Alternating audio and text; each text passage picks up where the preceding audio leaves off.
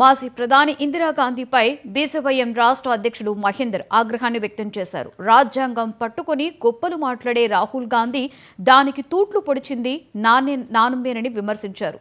అధికార దాహంతో రాజ్యాంగాన్ని హత్య చేసి ఎమర్జెన్సీని తెచ్చిన ఘనత ఇందిరాగాంధీదని అన్నారు. ఇందిరాగాంధీ దురాగతాల వల్ల దేశం చీకట్లోకి వెళ్లిందని ఎద్దేవా చేశారు. దేశ ప్రజలపై జరిగిన అత్యాచారాలను ఈ తరానికి అందించడానికి వినూత్న రూపంలో మాక్ పార్లమెంటు నిర్వహిస్తున్నామంటున్న బీజేవైఎం రాష్ట్ర అధ్యక్షులు మహేందర్తో మా bureau chief reporter Srinivas face to face. Emergency చీకటి రోజుల్లో జరిగిన దారుణాలను వెలుగులోకి తీసుకొచ్చేందుకు బీజేపీ వివిధ రూపాల్లో ప్రజల ముందుకు వస్తా ఉంది. తాజాగా బీజేవైఎం మాక్ పార్లమెంట్ తో ఒక వినూత్న కార్యక్రమాన్ని చేపట్టింది. బీజేవైఎం రాష్ట్ర అధ్యక్షుడు సేవెళ్ల మహేందర్ మనతో ఉన్నారు. ఆ వివరాలు ఆయన మాటల్లోనే తెలుసుకుందాం. చెప్పండి మహేందర్ గారు, ఈ మాక్ పార్లమెంట్ ఏర్పాటు చేయడానికి ఉద్దేశం ఏంటి? దీని ద్వారా ఏం చెప్పదలుచుకున్నారు?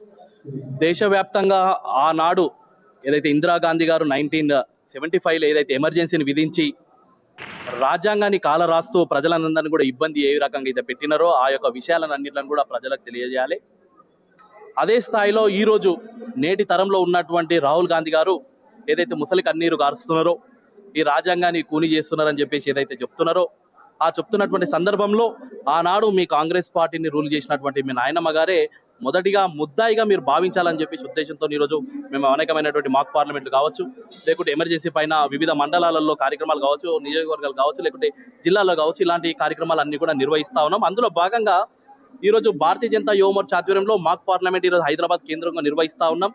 భవిష్యత్తులో కూడా వరంగల్లో కావచ్చు, లేకుంటే ఇతర 2-3 జిల్లాల్లో కూడా ప్లాన్ చేస్తా ఉన్నాం. ఇందులో యువత, అడ్వకేట్స్, డాక్టర్స్, అదేవిధంగా ఇంకో కొంతమంది స్వచ్ఛందంగా వచ్చి అందరు కూడా పాల్గొనడం జరుగుతుంది. ఇందులో మేము చెప్తుంది ఏంటంటే, ఎమర్జెన్సీ పైన పాజిటివ్ కావచ్చు, నెగిటివ్ కావచ్చు, మీరు స్వాగతించడము లేకపోతే వ్యతిరేకించడం అది మీ మనస్సాక్షిగా మీరు ఏదైనా తెలియజేయండి. అంతిమంగా ఈ డిబేట్ ద్వారా ఒక మంచి నిర్ణయం, అయితే ఆ రోజు జరిగినటువంటి విషయాలపైన ఒక డిబేట్ జరగాలని ఒక ఉద్దేశంతో ఈరోజు ఈ యొక్క మాక్ పార్లమెంట్ ఏర్పాటు చేసినాం. ఆ సందర్భంగా యువత అంతా కూడా పాల్గొనడం అనేది చాలా శుభ సంతోషం.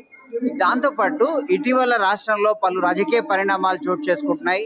జిహెచ్ఎంసీ పరిధిలో ఇందిరమ్మ క్యాంటీన్లను మార్చే ప్రయత్నం జరుగుతుంది. ఆమోదించింది స్టాండింగ్ కమిటీ అన్నపూర్ణ క్యాంటీన్ల పేరు స్థానంలో. ఇలా దీన్ని ఎట్లా చూస్తారు? చెప్తున్నాం కదా, వాళ్ళ ప్రధాని వాళ్ళ పార్టీకి సంబంధించిన వ్యక్తులు వాళ్ళు మార్చుకోవచ్చు, పెట్టుకోవచ్చు, అది మనకేం సంబంధం లేదు.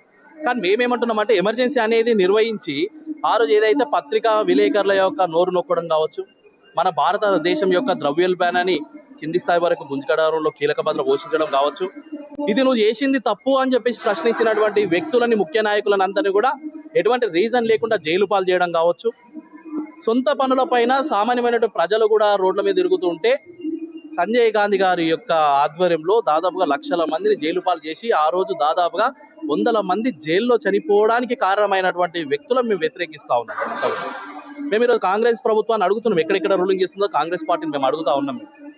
మీకు రాజ్యాంగం మీద నిజంగానే చిత్తశుద్ధి కనుక ఉన్నట్లయితే మీరు రాజ్యాంగం మీద ఈ సమయంలో రాజ్యాంగాన్ని రద్దు చేసి ఆర్ఎస్ఎస్ రాజ్యాంగాన్ని తీసుకొచ్చే ప్రయత్నం చేస్తుంది, కాషాయీకరణ చేయడానికి ప్రయత్నం చేస్తుంది. రాహుల్ గాంధీ తాజాగా మరోసారి విమర్శ చేసిన పరిస్థితి. ఈరోజు రాహుల్ గాంధీ గారు ఆ మాట మాట్లాడడానికన్నా ముందు మేము ఒక మాట అడుగుతున్నాం.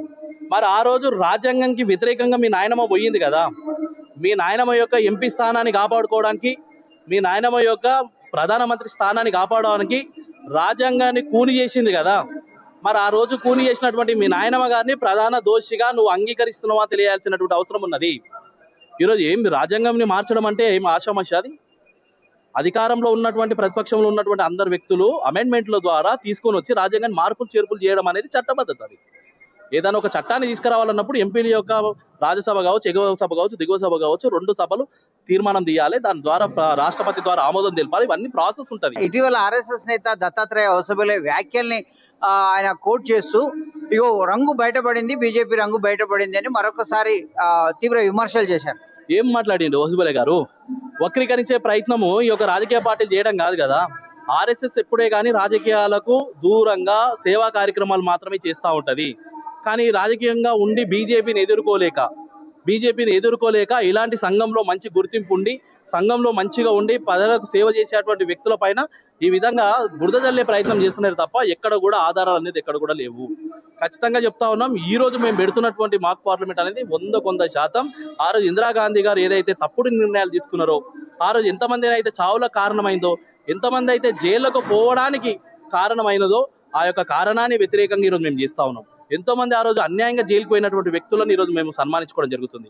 ఆ రోజు చెప్తున్నటువంటి విషయాలన్నింటిని కూడా చెప్తే ఆ ఘాతకాన్ని మేము వర్ణించుకోలేకపోతున్నాం మొత్తం కూడా.